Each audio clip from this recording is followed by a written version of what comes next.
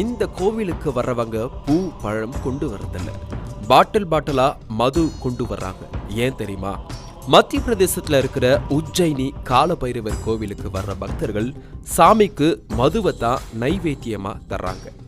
அர்ச்சகர் அந்த மதுவை ஒரு கிண்ணத்துல ஊத்தி காலபைரவர் சிலையோட வாய்க்கிட்டு கொண்டு போறாரு. என்ன ஆச்சரியம்னா, அந்த மது கிண்ணத்துல இருந்து கொஞ்சம் கொஞ்சமா குறைஞ்சு முழுசா காலியாகுது. இத கண்ணெதிர பார்த்த பல விஞ்ஞானிகள் அதிர்ந்து போயிருக்காங்க.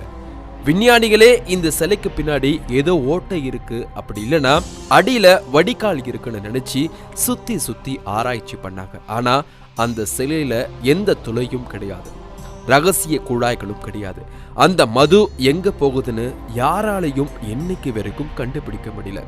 பக்தி ஒரு பக்கம் இருந்தாலும் அறிவியலால விளக்க முடியாத பல விஷயங்கள் நம்ம ஊர்ல இன்னமும் இருக்கு. நீங்க இந்த கோவிலுக்கு போய்